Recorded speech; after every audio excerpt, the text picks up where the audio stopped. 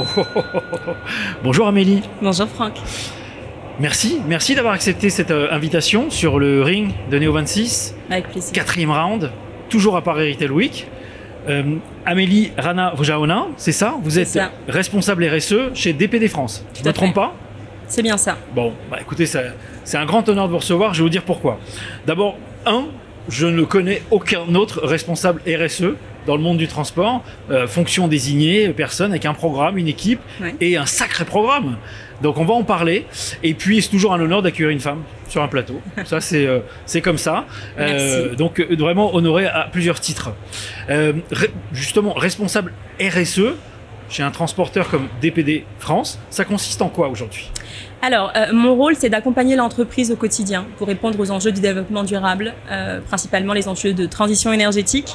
On est dans le transport, donc on se doit d'agir pour la protection de la planète. Exactement. Alors, c'est vrai que le transport, il est dans le cœur de cible, dans le collimateur, entre les moteurs thermiques, la livraison du dernier kilomètre, etc., les retours. On est conscient qu'on est une part du problème, mais on peut être aussi une part de la solution. Ça, je suis d'accord avec vous. Alors, quel est votre programme, justement? Vous me parlez de programme, quelles sont vos actions? Vous m'avez parlé et j'ai trouvé ça passionnant quand on a préparé cette entrevue.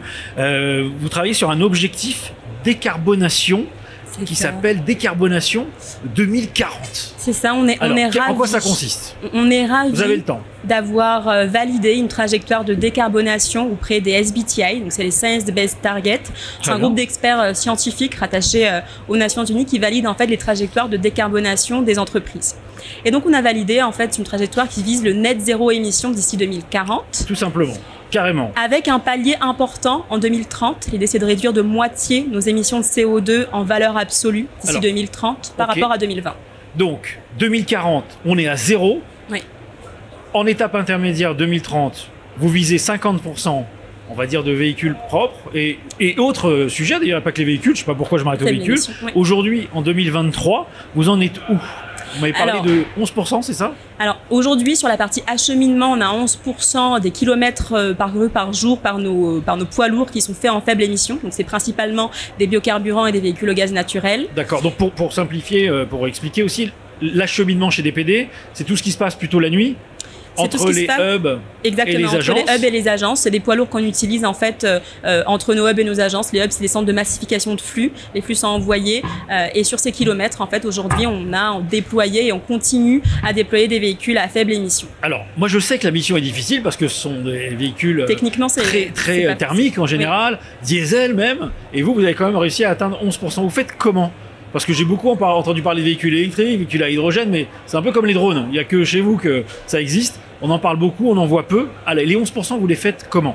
Alors, nous, on fait appel à des prestataires pour le transport, pour l'acheminement. On a une démarche d'accompagnement de ces prestataires sur justement ces nouvelles énergies, l'éveil énergétique. Donc, on regarde en fait ce qui est le plus intéressant du point de vue environnemental. Aujourd'hui, on est sur des biocarburants, sur du gaz naturel. On a testé également des poids lourds électriques. Oui, alors ça marche ou pas? Alors, ça fonctionne sur des courtes distances. On l'a fait cette année. Il y a beaucoup de prérequis pour que ça puisse bien fonctionner, mais ça va arriver dans l'avenir. Ça va arriver. Vous pensez qu'il y a un avenir là-dessus? Vous croyez plus aux camions à hydrogène ou aux camions électriques? Sur du court terme, je pense que l'électrique va arriver beaucoup plus vite que l'hydrogène. Oui. Plus mature? Oui. Il y aura un Tesla bientôt ou pas chez vous en véhicule? On verra. Entre les hubs. On va voir. Ça, c'est la partie acheminement. Oui. J'imagine que vous avez un programme sur la partie premier et dernier kilomètre. Tout à fait. On a aussi un programme de décarbonation sur la partie premier et dernier kilomètre. Aujourd'hui, c'est 15% de nos colis qui sont livrés à faible émission. Ah oui. Et l'idée, c'est d'ici 2030 d'être à 90% des flux. Donc on a un target sur 22 grandes métropoles. Avant 2040, pardon, je vous interromps. Mais... Oui, bien avant 2040, oui, on va accélérer. Alors la partie premier et dernier kilomètre est plus mature techniquement, donc c'est plus facile en fait. Les vues, les utilitaires électriques sont arrivés sur le marché il y a beaucoup plus longtemps. On a trouvé un équilibre sur l'autonomie et sur les coûts. Donc oui, on va plus vite sur la partie. Et qu'il y a des chances de s'améliorer puisque si c'est à 2030, il reste encore 7 ans pour tester des nouvelles solutions venues d'ici ou d'ailleurs. L'objectif, c'est d'arriver là aussi à du zéro émission. Oui. D'accord. Il y a un autre sujet qui vous concerne directement, parce que c'est vrai que quand on pense DPD France, on pense transport, on pense uniquement véhicule, mais c'est faux. Vous avez des réserves foncières incroyables avec les agences, les hubs. Vous avez un programme sur le bâtiment ou pas? Tout à fait. Quand on regarde notre bilan carbone, on voit qu'à plus de 90%, c'est le transport. L'impact CO2, c'est le transport. Oui. Mais en fait, on a décidé d'attaquer les choses non pas seulement sur le transport, mais d'impliquer aussi tout l'écosystème. Typiquement sur nos bâtiments, par exemple, sur les nouveaux sites et sur les anciens sites, on a des projets de protection de la biodiversité. On a des biodiversité? Oui. Qu'est-ce que c'est la biodiversité dans un bâtiment? C'est la protection du vivant, c'est le déploiement de ruchers sur nos centres. Ah oui. On a plus de 70 ruches réparties sur toute la France qui permettent de produire localement du miel et d'accompagner des apiculteurs localement. D'accord. Ok, vous avez d'autres applications, j'imagine? On a également de l'éco-pâturage. Fortement consommateur d'énergie? Oui, donc sur la partie production de l'énergie, on est sur de l'optimisation de l'électricité et puis sur la production aussi localement avec l'installation des panneaux photovoltaïques sur nos sites. Le photovoltaïque, c'est le solaire, donc vous profitez de l'énergie solaire. Et qu'est-ce que vous faites avec? Vous compensez la consommation électrique? Oui, on l'utilise pour faire tourner notre activité, notre chaîne, pour recharger les véhicules. Et Dieu sait s'il y a de la surface sur les toits des entrepôts? Alors, tous les bâtiments ne sont pas tous adaptés, ils n'acceptent pas tous l'installation des panneaux, donc on peut l'avoir sur les bâtiments, on l'a aussi sur les ombrières ou sur le parterre, hein, en fonction des réserves de foncier qu'on dispose. Et tout ça, c'est en route, c'est déjà en marche? Et tout ça, c'est déjà en marche. On a un premier site cette année où on a installé des panneaux, donc sur les sites en construction, c'est un site qui est dans le 85, où en fait on a installé des panneaux photovoltaïques en toiture. Et vous avez des résultats? Et on a des résultats. Alors on ne peut pas rentrer dans le détail dans un format aussi court que le RIC, c'est de ma faute. Je pourrais en parler des heures. Mais moi j'aimerais bien rester 2 heures avec vous là-dessus, mais dans un format court, un format vidéo, si on veut être vu et entendu, il faut qu'on concentre les choses. Moi j'ai une question, parce que je vous écoute, toutes ces actions-là, pour moi elles relèvent quand même vraiment du bon sens. Vous avez aussi des actions sociales, on parle de RSE, on parle de bon sens. Je sais que vous portez une initiative qui s'appelle Rose Up. Enfin, oui, avec l'association Rose Up, tout à fait. On accompagne une association, donc c'est une association qui accompagne les femmes atteintes de cancer depuis plus de 10 ans. On a commencé en 2012 et on fait pour eux du transport gracieux de magazines. C'est plus de 5 millions de magazines qu'on transporte gracieusement. Et puis on intègre aussi tout notre écosystème, les collaborateurs autour de ces enjeux. Pour Octobre Rose, depuis 3 ans, on a un challenge. Ah, c'est Rose Up et tout est rose.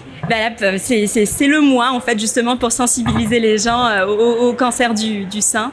Et là, on mobilise les collaborateurs par un challenge sportif, les nombres de pas qu'on compte. Oui. Et pour chaque palier atteint, on débloque une somme pour l'association. D'accord. Et vous les aidez, évidemment, à combattre cette horrible maladie en étant au service de l'association, notre savoir-faire qui est de transporter des colis. Très bien. Il y aura tellement de choses à dire. Moi, il y a quelque chose, je voulais juste poser la question de façon un peu hâtive tout à l'heure, mais moi j'ai le sentiment que toutes ces actions qui sont magnifiques, je me dis qu'elles relèvent quand même du bon sens. Je vais vous poser une question, une seule. Est-ce que vous ne pensez pas qu'on s'y est pris un peu tard? Pourquoi on ne l'a pas fait avant tout ça? Alors, moi je suis convaincue qu'il n'est jamais trop tard pour bien faire. Le sujet, il n'est pas nouveau chez DPD. On travaille sur la décarbonation depuis 2012. On agit, on mesure, on réduit et on compense. Et je suis convaincue qu'ensemble, en fait, on va pouvoir inverser la tendance. Quelle tendance? La tendance du dérèglement climatique, les enjeux qu'on voit au quotidien. Et si on n'agit pas tous ensemble maintenant, à un moment, effectivement, ce sera trop tard. Trop tard pour qui? Trop tard pour la Terre, pour notre planète.